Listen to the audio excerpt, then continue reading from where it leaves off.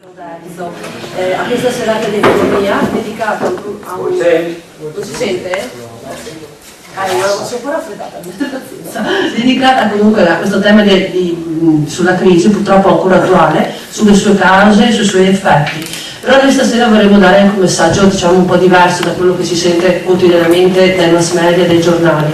Crediamo, e stasera dopo il dottor Pavedon ce ne darà dimostrazione, che esiste e c'è una possibile via d'uscita. Il dottor Pavedon dopo, con un ragionamento logico, analitico e scientifico, ci ne darà la dimostrazione, che non è che non se ne può uscire solo esclusivamente con una politica di austerità, di imposizione di tasse e di impoverimento della ricchezza delle famiglie, ma differentemente da quello che ci dicono i giornali esiste una soluzione. E un caso concreto lo possiamo trovare, anche se nessuno ancora ce l'ha mai detto, nella vicina Ungheria, che da poco ha attuato ha dato applicazione pratica a queste teorie della teoria della moneta moderna dell'economista americano Mosler, con risultati stupefacenti. Non mi dilungo di più perché poi sarà Stefano a presentare il nostro relatore, il movimento, però vorrei 2 parole di presentazione del nostro gruppo che non tutti conoscete, credo. Ecco, noi siamo dei semplici cittadini opitergini, chi è impegnato nella libera professione, chi nel lavoro dipendente pubblico o privato. Qui abbiamo il nostro mago di computer Stefano, poi c'è la Francesca Rossetto, il Maurizio Parro, Loriano Bruniera, Emanuele Marin, Pietro Bellis, Luca Modolo, poi basta. E io, vabbè, Erika Zaia, mi pare vedete tutti, però se non sono dimenticata di nessuno. Noi ci siamo conosciuti durante il periodo delle ultime elezioni comunali. E la Paola Paolini, scusatemi, noi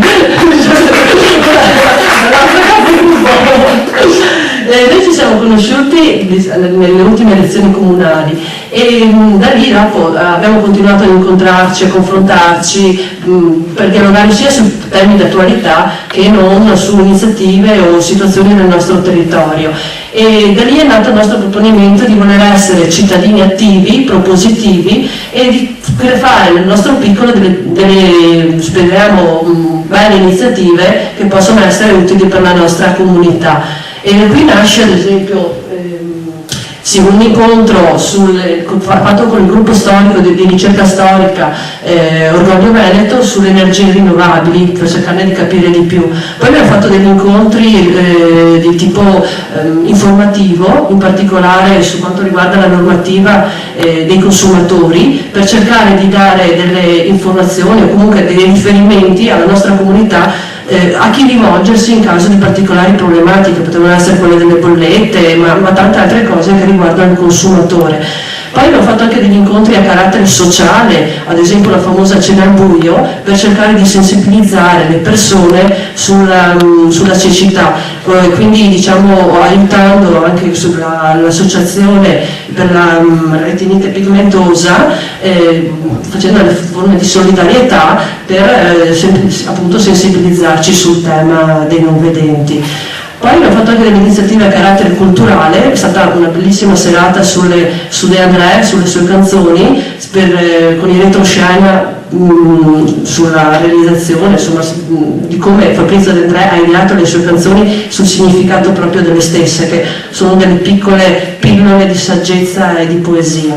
E stasera diciamo l'incontro che per noi è molto importante, che credo ci coinvolge tutti in prima persona e quotidianamente.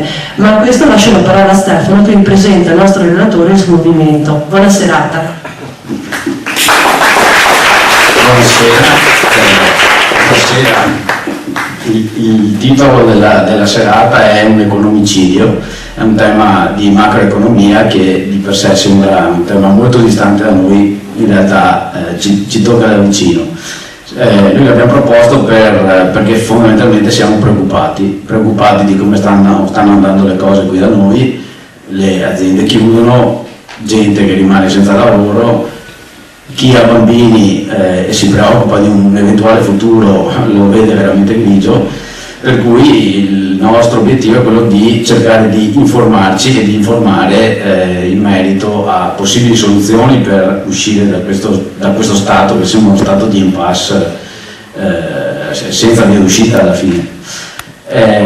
la macroeconomia in realtà è una cosa che tocca tutti quanti da vicino, basta pensare al trattato Fiscal Compact firmato dai nostri governanti, che alla fine impone anche all'ente locale un pareggio di bilancio per il quale l'ente locale deve ricorrere ai cittadini per finanziare parte dei servizi, e quindi questo ci tocca molto da vicino tutti i giorni. MMT, che sta per Mosler Economics Modern Money Theory, è una teoria monetaria che sembra quella che più azzecca nelle analisi e meglio descrive nelle analisi dell'attuale situazione. Non solo, ma anche dà delle proposte che alla fine sembrano azzeccate altrettanto. Non mi dilungo, passo subito la parola al dottor Cavedon, che è il coordinatore del Veneto per il movimento MMT e che ci illustrerà la proposta. È prevista un'ora e mezza circa di presentazione, alla fine della quale c'è la possibilità anche di fare domande o di approfondire in qualche maniera. Sì, non ultimo, la serata è assolutamente libera, chi avesse piacere di lasciare qualcosa, noi abbiamo predisposto una cassettina con un'offerta e contribuirà a coprire le spese della serata. Grazie, passo la parola al dottor Cavedon.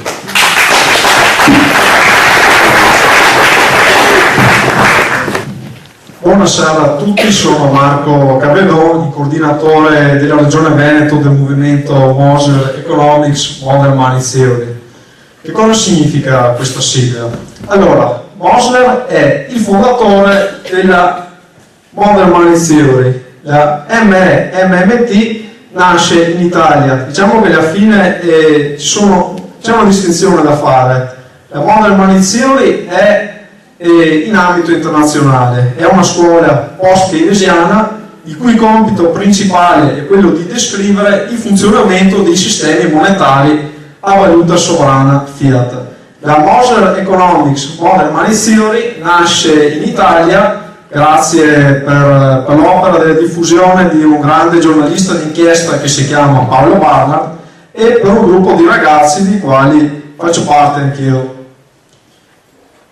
Ok, allora lo scopo di questa serata è quella proprio di descrivere il messaggio della Modern Money Theory. Scusate, è troppo alto, distanzia un po', va bene così.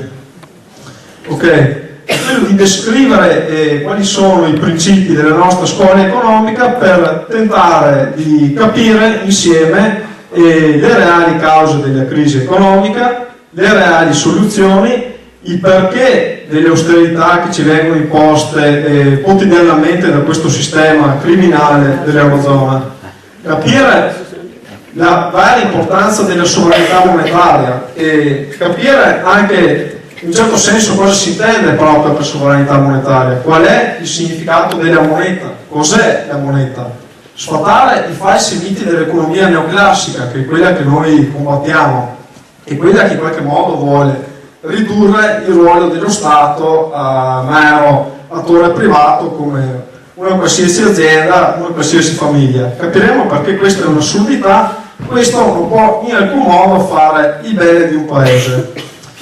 Capiremo alla fine il perché di tutto questo, quindi faremo un'analisi storica sul perché dei trattati, sul perché della perdita di sovranità, di democrazia degli stati, sul perché gli stati sono stati ridotti a rango di zimbelli, di fantocci, nelle mani della grande finanza e delle grandi industrie neomercantili e neoliberiste, nel nostro caso soprattutto franco-tedesche.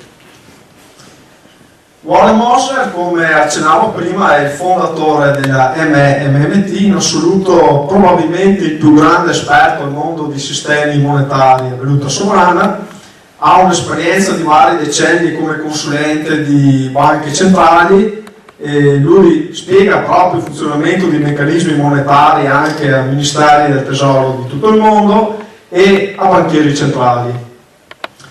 Un altro economista è Matthew Fostater, che ha partecipato con un team di economisti al salvataggio dell'Argentina nel 2002, dopo che l'Argentina si sganciò da un sistema criminoso imposto dal Fondo Monetario Internazionale che gli aveva sottratto la sovranità monetaria, una cosa molto simile a quella che è successa a noi Italia. Alain Parvez non è propriamente un economista della Modern Money Theory, lui è un economista della scuola del circuitismo, che è quella scuola che descrive il funzionamento della moneta orizzontale, quindi nel circuito privato.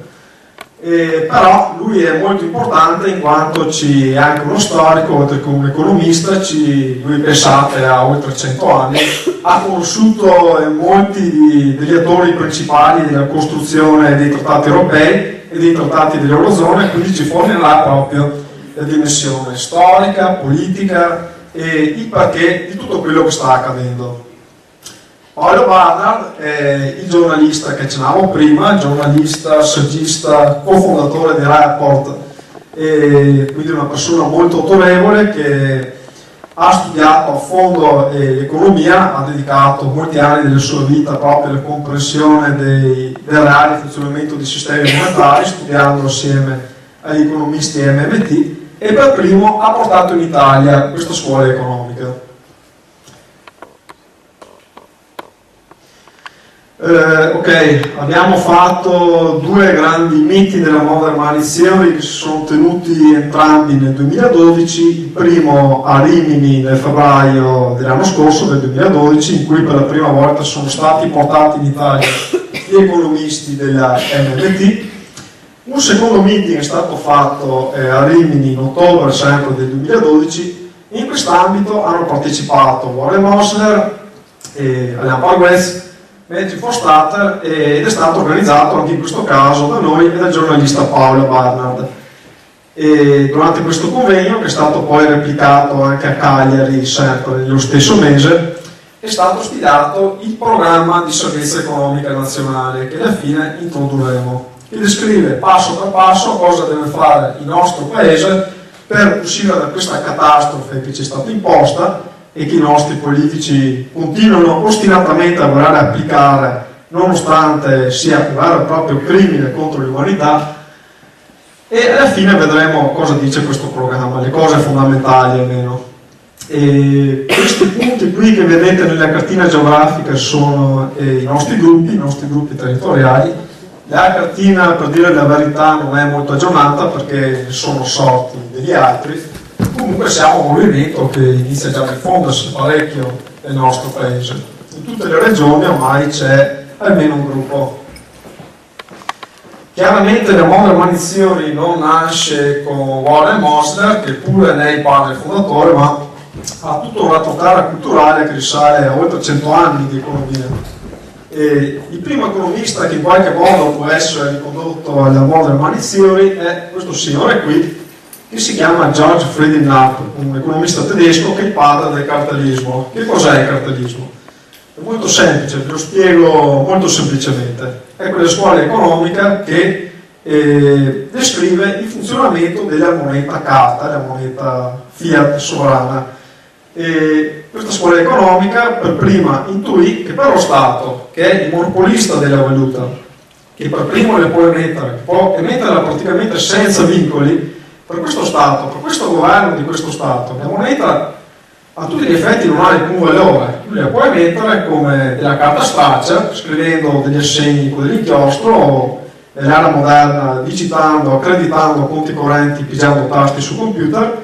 La moneta ha valore per noi settore privato, e ha valore nel momento in cui il governo ci impone un debito universale, cioè le tasse. Poi approfondiremo bene tutti questi concetti, non vi preoccupate. John Maynard Keynes è in assoluto uno degli economisti più influenti del XX secolo.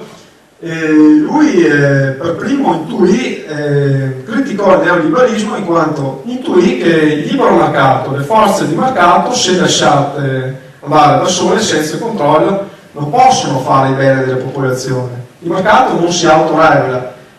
In momenti di crisi deve intervenire per forza lo Stato, che con la sua spesa, udite, la sua spesa a deficit, può risollevare l'economia e portarla potenzialmente fino anche al regime della piena occupazione. Solo in quel momento, solo quando l'economia si sarà risollevata, la spesa deficit, l'offerta monetaria dello Stato si dovrà abbassare, ridurre, per non incorrere in fenomeni inflattivi.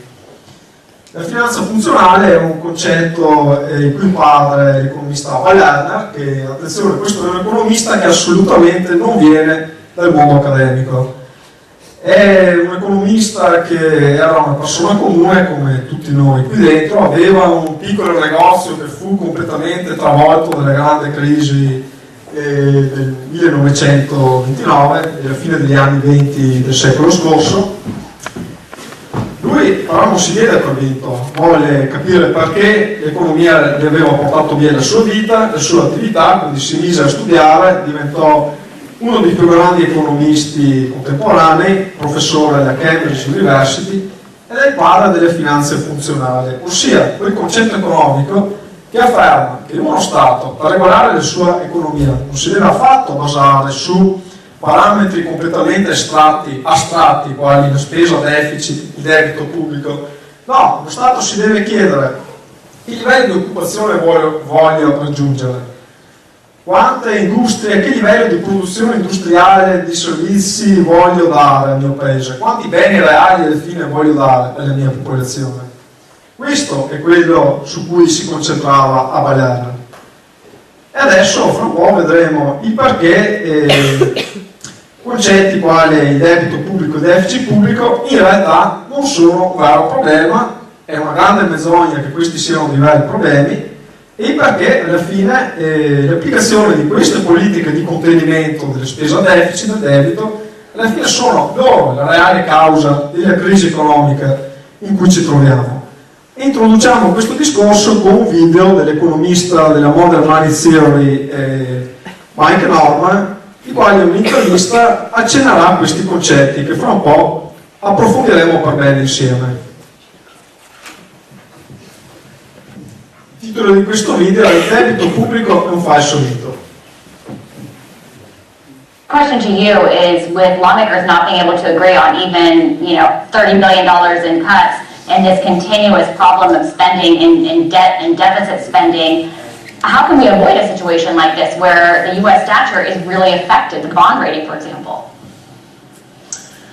Well, look, we have to separate two things here. First of all, there is absolutely no risk whatsoever of the United States not being able to pay its debts, because its debts are denominated in its own currency, the US dollar, of which it is the issuer. So there is no issue of solvency. There cannot be an issue of solvency. The United States is always going to be able to pay its debts. I think a lot of what is going on here is fear-mongering. Look, if you look at Japan, people don't want to hold U.S. debt anymore, downgraded several times by the rating agencies. The 10-year yield on the Japanese government bond, the equivalent of our 10-year treasury, is yielding 1.5%. So the interest rate will be unaffected. However, I will say this, a lot of people view this, I think, through sort of a prism of misinformation. Some of that misinformation in that piece you just wrote. What is the misinformation? I do believe... What's the misinformation you tell me? Misinformation in the sense that a downgrade would lead automatically and necessarily to higher or skyrocketing interest rates. That just isn't true. Why wouldn't the U.S. have to pay more for its debt if people were concerned about the U.S.'s ability to pay it back? What if the U.S. was threatened as the reserve currency, the U.S. dollar?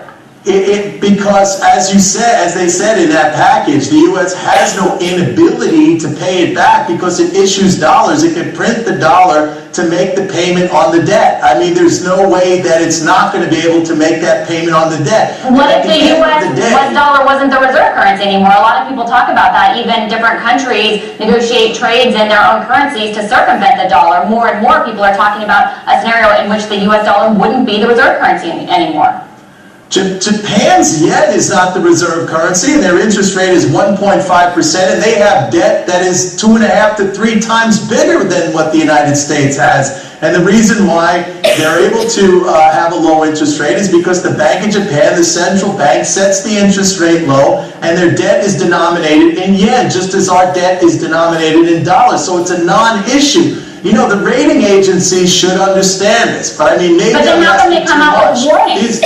How can they come out with warnings? Isn't even politically difficult for them to come out with warnings? Because, I mean, anybody who's doing that is making a name for himself. It's the U.S. Things are political, from what I understand. The warnings are ridiculous. They are inapplicable to a sovereign nation that issues its own currency. I've had discussions with the rating agencies. Look, these are the same agencies that rated the toxic subprime debt AAA. So, I mean, how do we take them with any level of credibility after that? The fact of the matter is, any country, whether it's the United States, whether it's Japan, whether it's any country that issues its own currency, never has an issue of solvency if its debt is denominated in its own currency. It can always make that payment. So then what are we worrying about with the U.S. and with the U.S. debt? What are we worrying about then? Why can't we just spend into the 14, 15, 16 trillion dollars and continue on this path? What's the problem? What's the big debate about then?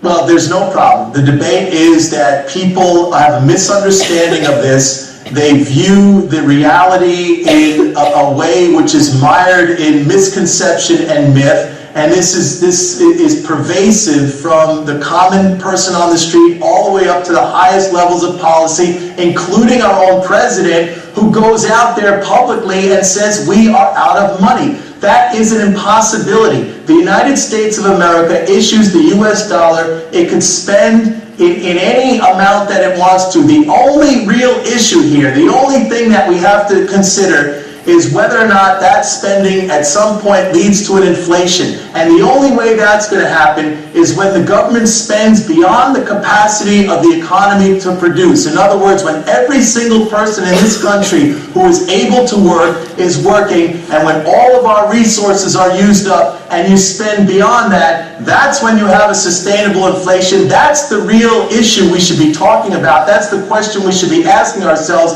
And frankly, with a 9% unemployment rate and millions of people out of work and industrial capacity far below what our potential is, and millions of unsold homes and all this other excess capacity that we have, what we should be doing is increasing demand, and the way that we do that in an economy where most people are trying to cut back their debt is for the government to step in and stimulate demand by spending on infrastructure, on education, on healthcare, on basic research and development, on transportation, on alternative energy. These are the things we did in the past. These are the things that created the real capital that was passed along from generation to generation. It's what made this country rich, and it's exactly the thing we're not doing now, because we've become sidetracked on this nonsensical issue of the government of the United States running out of money when it is an impossibility. The sidetrack maybe, but at the same time, the U.S. debt was not what it is now at any of those times that we spent, except maybe during World War II when that paid us well, because all of our economic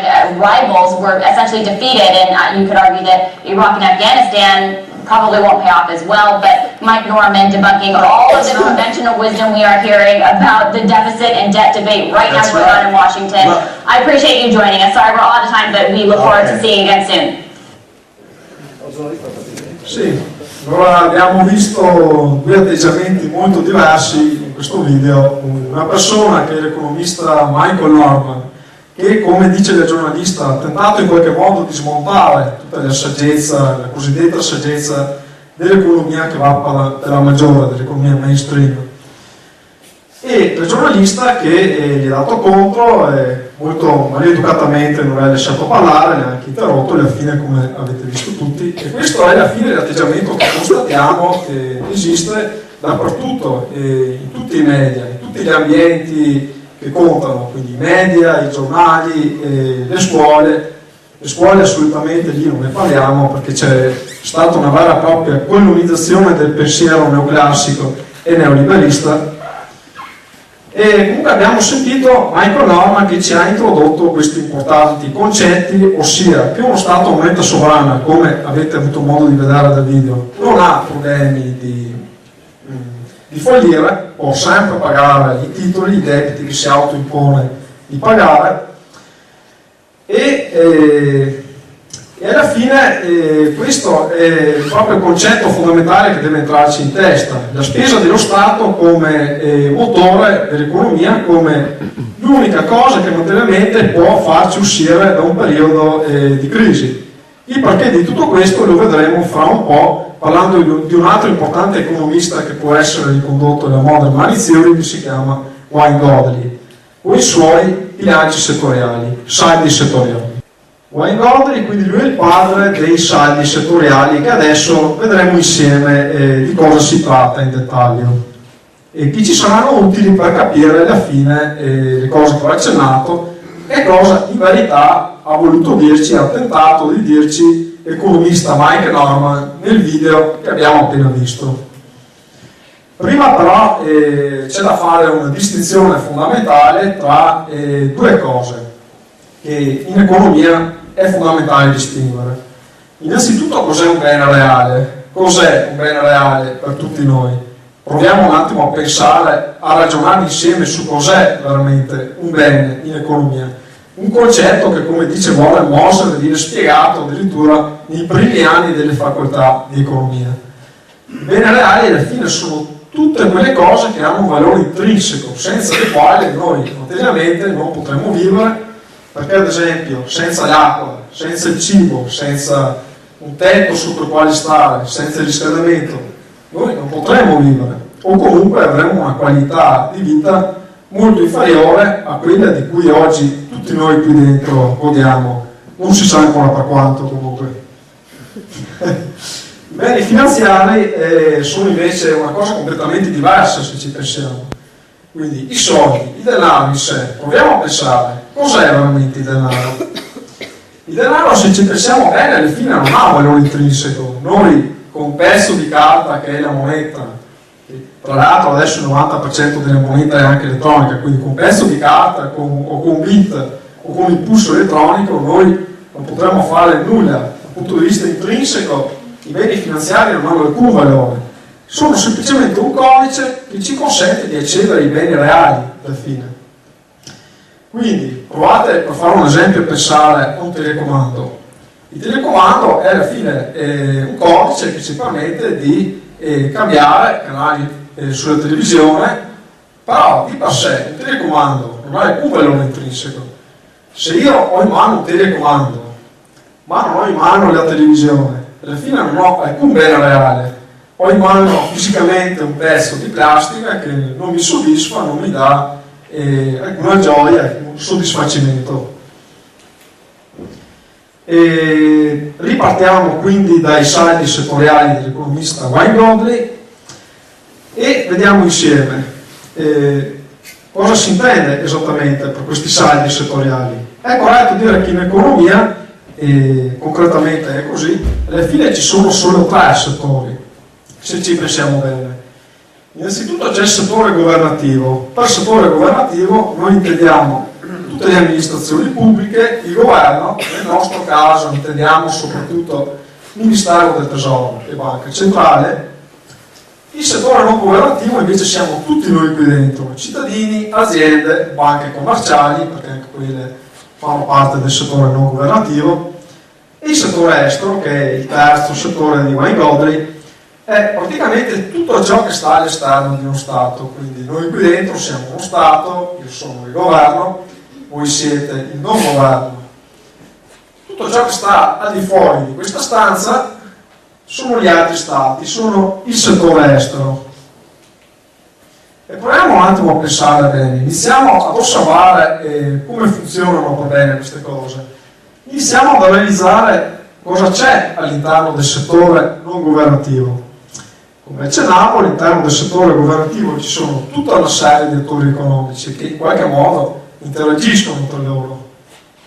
Ci saranno delle imprese che venderanno un prodotto, un servizio, ci sarà chi acquista questo prodotto, che siamo noi cittadini, e ci saranno le banche che concedono crediti che permettono alle aziende di aprire un'attività, di mantenerla, perché senza il credito delle banche e la dinamica capitalistica moderna non potrebbe sussistere. E questo è il settore non governativo. E proviamo a chiederci tutti una cosa adesso. Rimaniamo all'interno di questo settore non governativo, lo immaginiamo come un insieme, per il momento un insieme separato, un insieme a sé.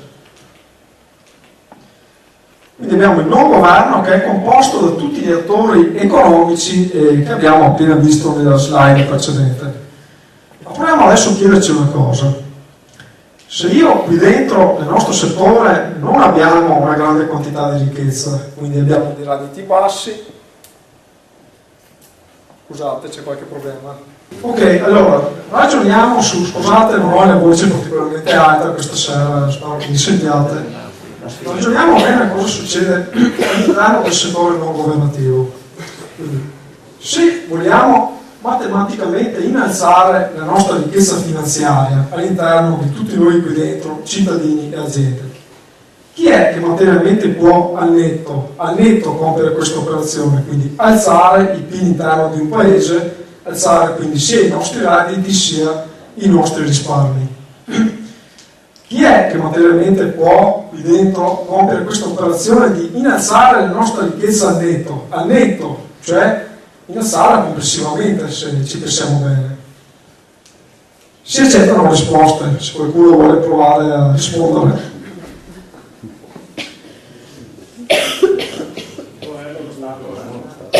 No, allora, però rimaniamo dentro a questo settore qua al momento. Quindi, il settore non governativo, il non governo, quindi aziende, banche, cittadini che comprano, aziende che assumono, che danno lavoro, banche che hanno credito.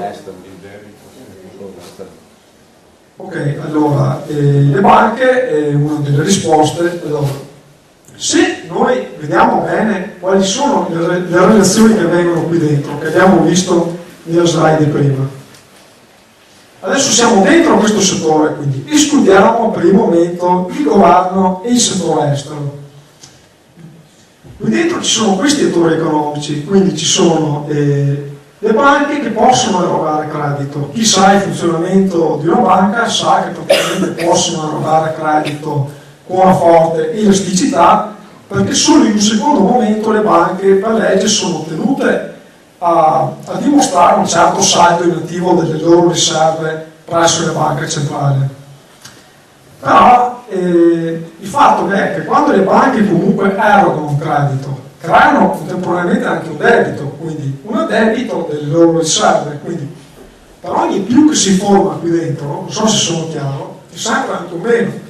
Per ogni colonnina che si alza, c'è sempre una colonnina che si abbassa qui dentro. Quindi i cittadini comprano un servizio da un'azienda, però i soldi non ce li hanno più, ce li ha l'azienda. L'azienda paga lo stipendio ai cittadini e i soldi ritornano qui. L'azienda ripaga il debito alla banca, il più che aveva prima viene bilanciato da un meno di uguali entità, anche maggiore perché ci sono gli interessi. Ma quello che succede qui dentro alla fine, che voglio farvi capire, è che denaro alla fine non fa altro che fare un circolo in tondo, il fatto che circolare in tondo all'interno degli attori economici che sono qui dentro e spostarsi, non fatto che spostarsi di mano in mano. Quindi è matematicamente impossibile, ed è economicamente anche corretto dirlo, che qui dentro si riesca a generare, che gli attori all'interno di questi settori riescono ad arricchirci al netto, quindi ad innalzare il PIL interno di una nazione e di risparmi. Questo il non governo da solo non lo può fare. Deve necessariamente esserci un altro attore esterno al governo, che in questo caso è esterno al non governo, che in questo caso è il governo, che materialmente può arricchire tutti noi al netto. E scusi, le domande, la sezione delle domande la teniamo alla fine. Sì, grazie. E come fa a fare questa operazione? Spendendo. Quindi materialmente qui avrò un settore al di fuori del non governo che, effettuando la sua spesa, immetterà nuova ricchezza finanziaria qui dentro, senza che nessuno di noi se ne privi, e questo non sarà altro che nuovo denaro che circolerà all'interno del settore non governativo. Quindi qua sfatiamo già un primo mito che vede la spesa del governo come un mostro, come qualcosa che ci rovina, che ci impoverisce, e adesso capiamo bene il perché di questo meccanismo. Sfortunatamente il governo fa anche un'altra cosa molto meno simpatica di quella di aggiungere risorse qui dentro, e cioè il governo contemporaneamente drena anche risorse dal settore non governativo, in questo caso con le tasse. quindi avrà una spesa, avrà delle uscite, in questo caso 100, e avrà delle entrate che sono date dalle tasse, in questo caso più 80. E per noi va bene, se vediamo questa semplice equazione algebrica, meno 100 più 80, noi avremo un più 20 di ricchezza finanziaria al netto che ci rimane all'interno delle nostre tasche, con la quale noi avremo più domanda aggregata, più potere di spesa, potremo rilanciare i consumi, far sì che nuove aziende aprano, che diano più lavoro, che ci siano più redditi e anche più risparmi. Come funziona questo? Facciamo un esempio: il governo decide di fare un'opera di manutenzione su una ferrovia. Stiamo parlando, ecco, una cosa molto importante, in questo caso stiamo parlando di governo a moneta sovrana che emette in piena autonomia la sua valuta. Il governo spende per questa opera di manutenzione, i soldi andranno nelle tasche dell'azienda che materialmente sta eseguendo questi lavori, la quale poi pagherà anche i suoi fornitori, e tutte queste aziende contribuiranno anche al reddito dei loro dipendenti, che sarà alla fine più domanda aggregata, più potere di spesa, con la quale poi potranno avere degli utili anche altre aziende il cui prodotto, il cui servizio viene pagato da queste persone stipendiate. In questo caso la ricchezza finanziaria aggiuntiva è un più 20. E contemporaneamente cosa succede all'interno dei bilanci del governo? In questo caso qui avremo un governo che spende 100, tassa 80, qui dentro si formerà un meno 20, e questo si chiama deficit di bilancio. Il deficit di bilancio è la differenza tra spesa del governo ed entrate del governo e nel giro di un anno. Il debito pubblico è la somma di tutti i deficit di tutti gli anni da quando praticamente lo Stato è sorto, è nato. Cosa succede? Che qui dentro faranno altro che accumularsi, materialmente funziona così. Il Ministero del Tesoro ha un computer presso la banca centrale, quando il governo a moneta sovrana spende, qui dentro si formano dei meno, quando raccoglie quelle tasse raccoglierà dei più che non faranno altro che abbassare questi meno qui. Ma questo, signori miei, se ci pensiamo bene, non è un vero debito. Il governo deve fare così, perché sennò qui dentro non ci volerà mai nulla. Noi saremo costretti a lavorare interamente per ripagare un governo tiranno. Lo Stato a moneta sovrana è lui, è un monopolista che per primo può emettere la valuta, è lui che crea le riserve che stanno all'interno delle banche, con le quali poi si fanno i prestiti, anzi no, i prestiti non si fanno con le riserve, però alla fine del meccanismo dei prestiti le riserve vengono comunque addebitate. È solo il governo che può produrre il nuovo denaro che circolerà all'interno del settore non governativo, quindi tutti noi qui dentro. Se non lo fa, succedono queste altre due cose molto meno carine che adesso vediamo subito. Ossia il pareggio di bilancio. Che cos'è il pareggio di bilancio? Quando lo Stato, il governo, sciaguratamente spende per noi cittadini e aziende la stessa quantità di denaro che decide di drenare con le tasse, qui dentro noi avremo zero di nuova ricchezza finanziaria netto. I conti del governo saranno a posto, perché comunque lui non avrà di meno, andrà in pareggio, avrà sistemato sui conti, avranno zero, ma saremo zero anche noi. Non so se avendo l'idea di fare questa cosa qua in un periodo di crisi in cui c'è bisogno di un comportamento anticiclico, quindi di favorire più potere di spesa per rilanciare l'economia. Fare questa cosa qua è un disastro. Questa cosa qua significa stagnazione economica, a lungo andare significa anche riduzione di risparmi, perché non potremo più risparmiare, e questa cosa qua che si chiama pareggio di bilancio noi l'abbiamo messa in Costituzione. Oggi tutti i media, tutta l'economia mainstream, i telegiornali, i talk show ci descrivono questa cosa qua come la virtù di uno Stato. Quindi proviamo solo bene a pensare quale idiozia sia veramente affermare che questa cosa qua possa fare il bene di uno Stato.